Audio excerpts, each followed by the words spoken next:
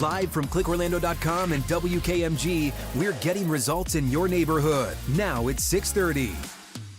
This is News 6 at 6:30, getting results. Thank you for joining us here live on News 6 Plus. I'm Ginger Gadsden. I'm Matt Austin. Let's get you right to your forecast. Meteorologist Jonathan Keg is still hot and dry out there. It is, but some positivity if you're looking for rain, and we all need it bad, as we all know. 92 degrees on Saturday, 94 on Sunday, so hot and dry over the weekend. But look at this.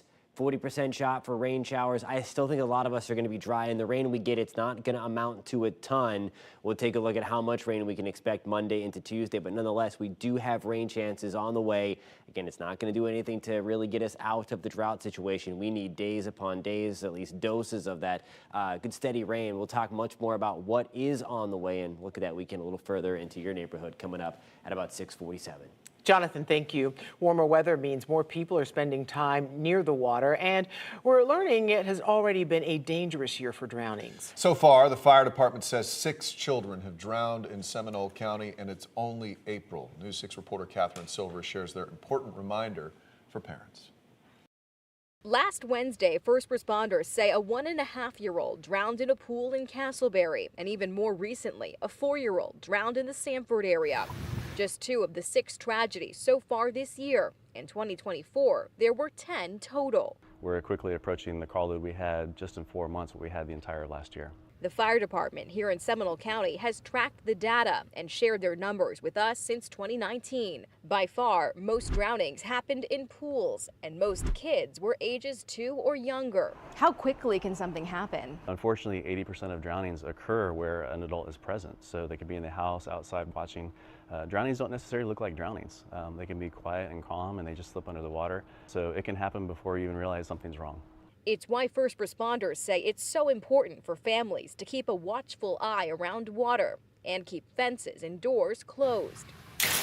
The best case scenario is for a kid to know how to swim. That is really one of the best things, is that every child, once they start crawling, be aware that they can get to a pool, especially when they're under 1 year of age. Buckets of water, even small little puddles, 2 to 3 inches of water is all it takes for a drowning to occur for an infant. Seminole County Fire has given out hundreds of pool alarms and helped families get survival swim lessons to get results. Be proactive with your kids, teach them how to swim. We're in Florida, we're surrounded by water everywhere you go, and all it takes is 30 seconds for them to disappear, and your world can change. In Seminole County, Catherine Silver, News 6.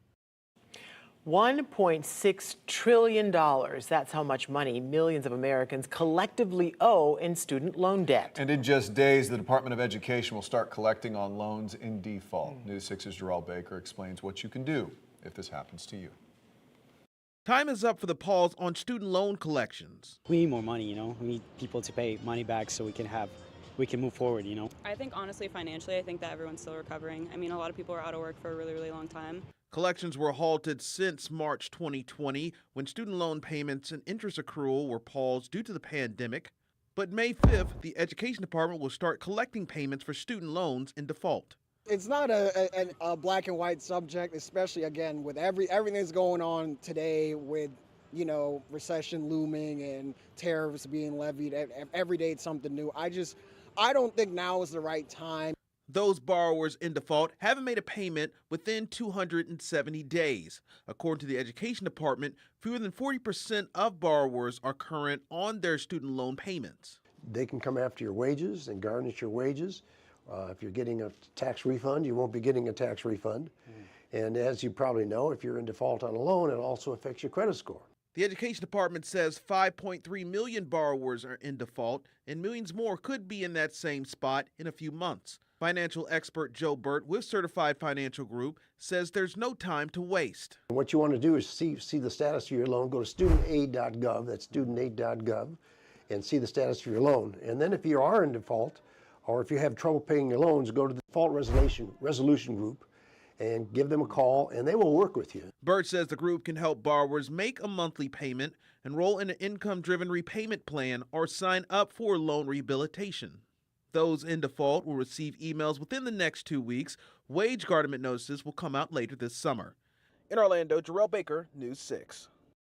Well, how would you like a bigger area to go to bigger events. Well, in Brevard County, there are parks that host some events, but the Tourism Council says there's no space for bigger events like a fairgrounds can host. That's about to change on 50 acres near Wickham and Sarno Road in Melbourne. That's a big deal, and that is where the Brevard Renaissance Fair moved to this year. News 6's James Sparvero brought us that news, and now James is back at the site to talk about even more fun coming in the future. This is a win-win for everybody in Brevard, Melbourne, everywhere. That was Mayor Paul Alfrey at this week's Tourism Development Council meeting. The mayor's joining me now over the computer to talk about this big move by the TDC, Paul, to help bring fairgrounds to Melbourne. You seem very excited about this. Well, absolutely, and this is, we don't have that here in even South Brevard, that we can have large events over time.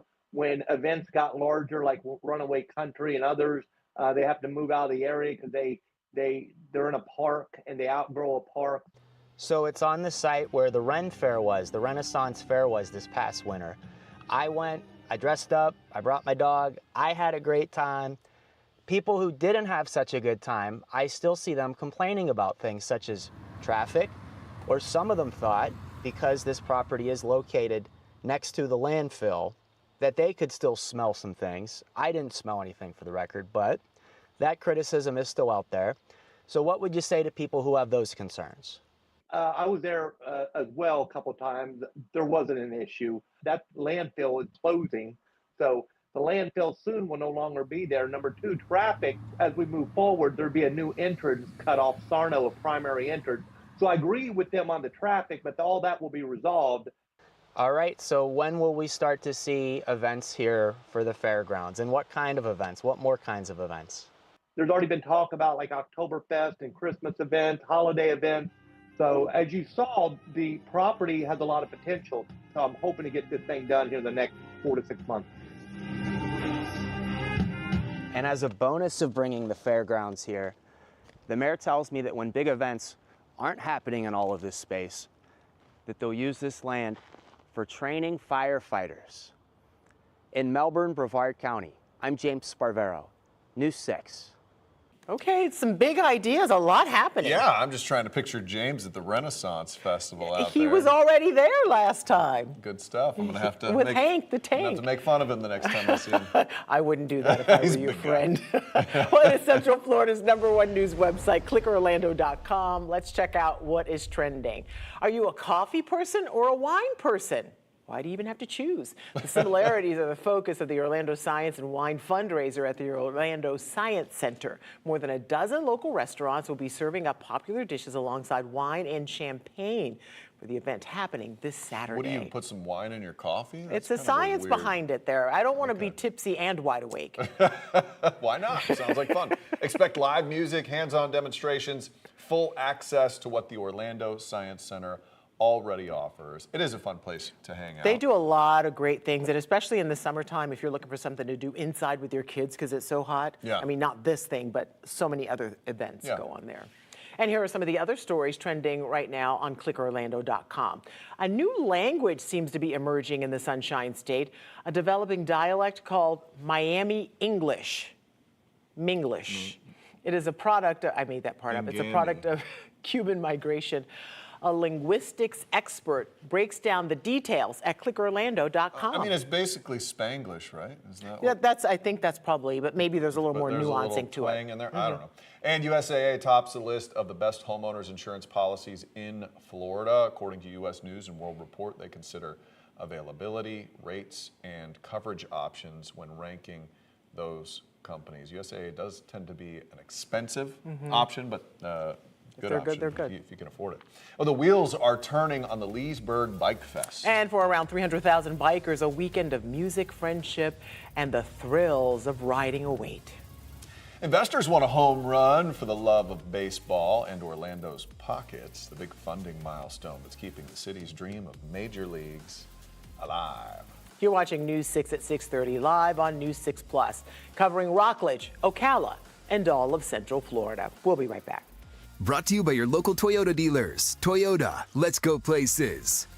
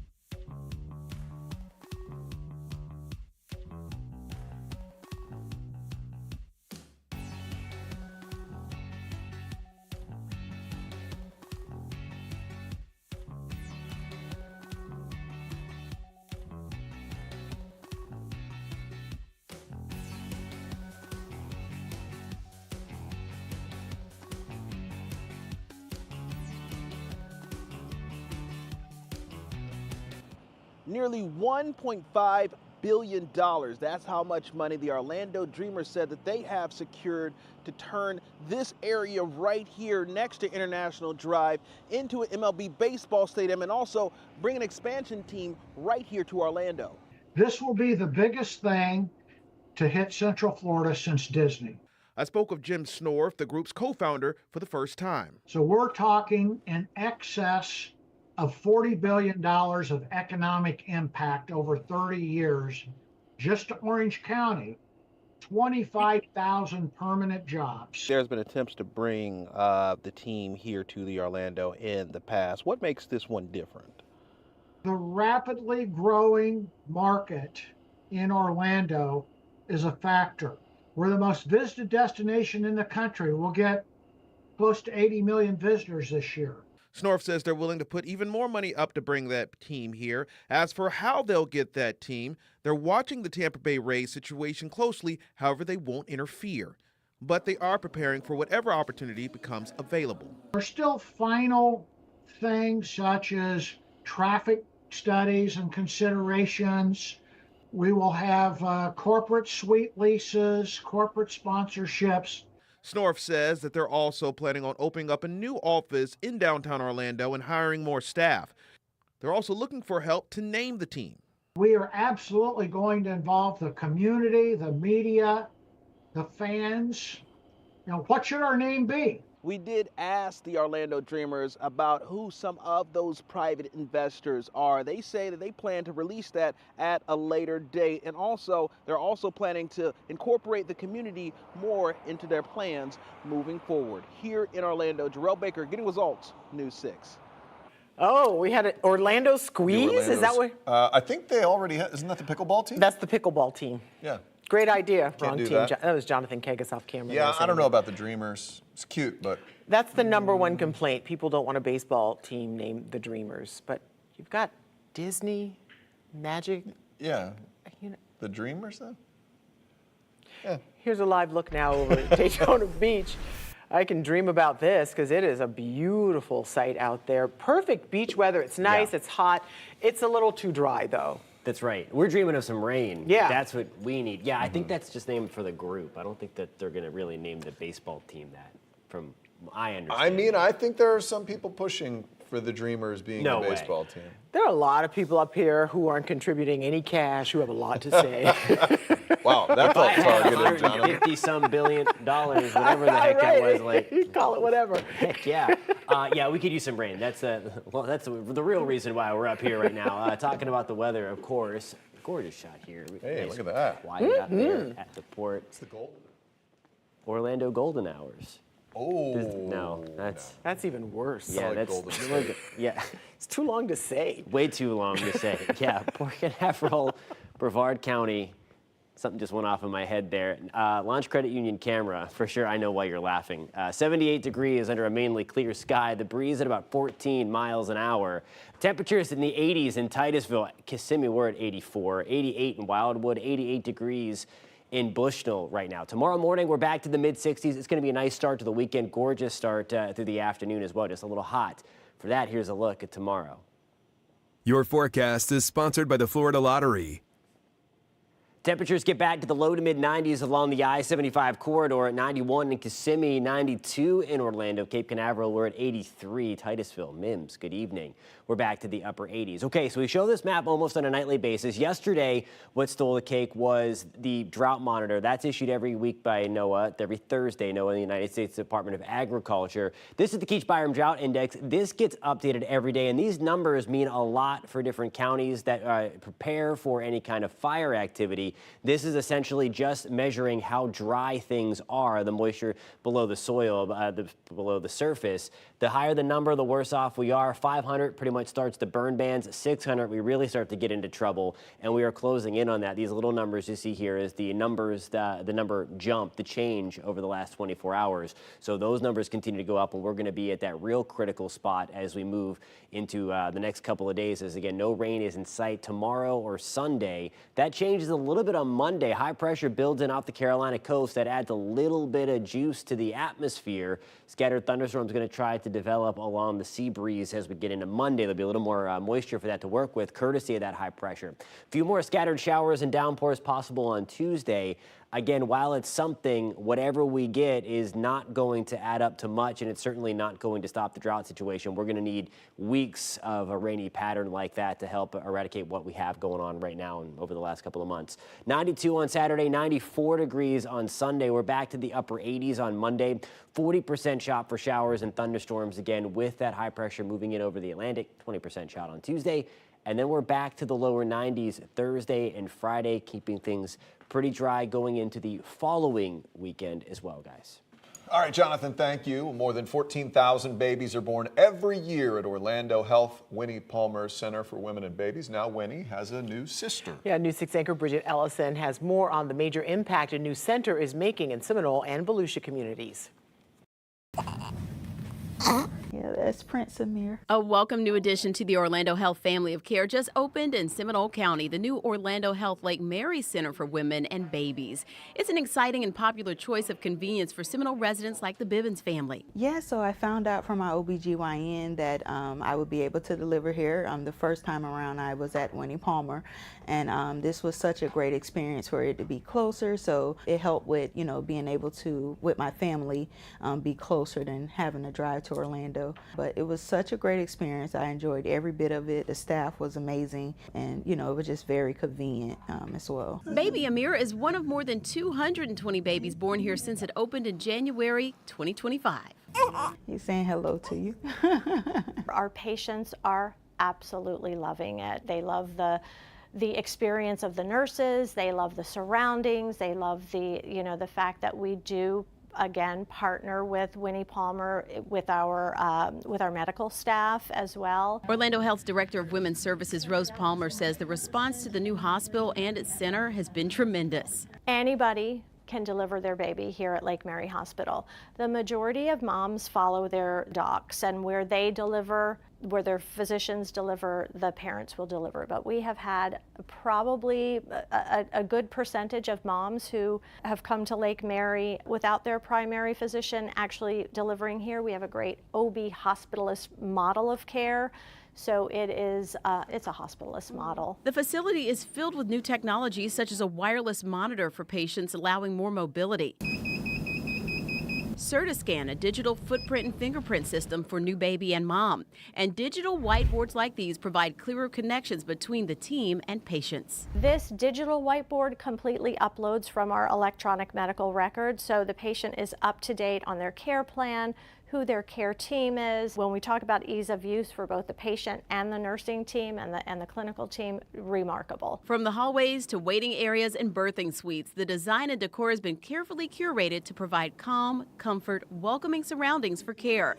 And Bibbins says that's been the experience for the whole family as they prepare to take their new addition home. I'm just super excited. Like I said, this was such a great experience, being here at Orlando Health. And, if I have another baby, I will gladly come back. Sounds like she's game.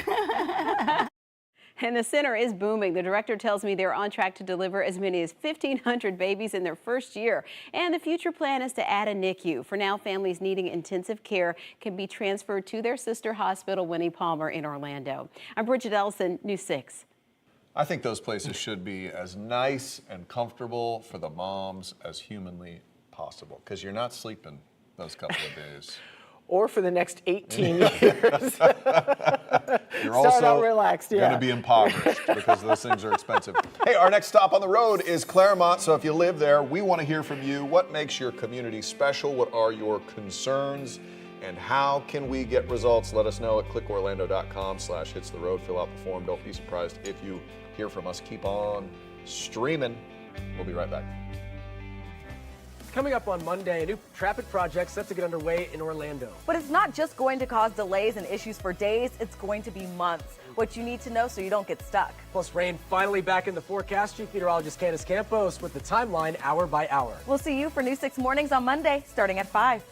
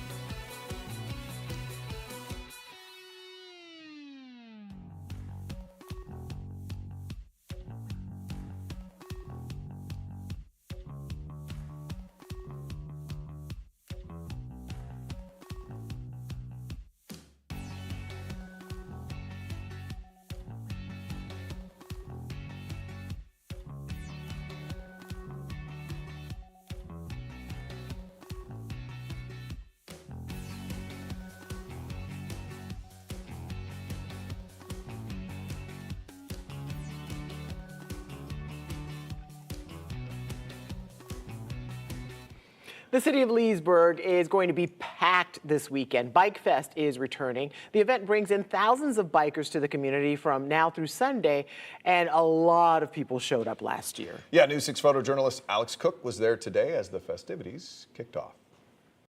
Leesburg Bike Fest is awesome. I think we've got around 300,000 bikers here. You know, we own an independent motorcycle shop here in Leesburg, so brings a lot of business in for us.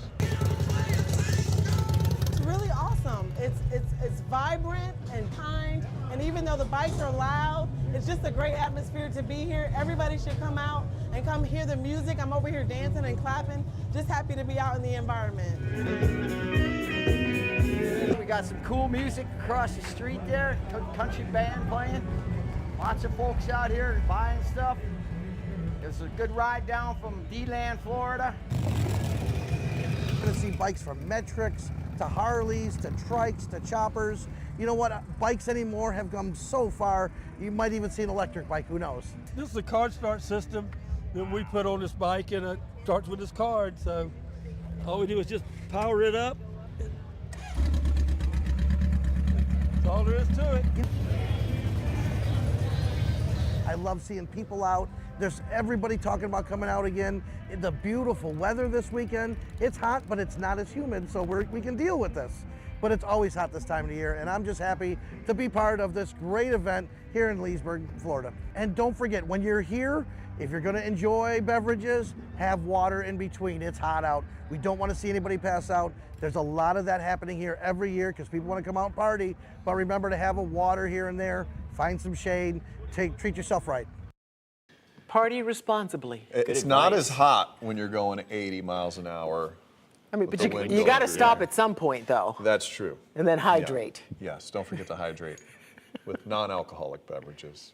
Learning a lot here tonight on News 6 Plus. And that's all we're going to learn right now. Thank you for watching News 6 at 6:30. Stream News 6 online anytime on our News 6 Plus Smart TV app. Why do you always have to make it weird? Remember, we break news at clickorlando.com. She'll see you tonight at 11. I'll be in my jammies. Oh, very weird. Yeah, that's definitely weird.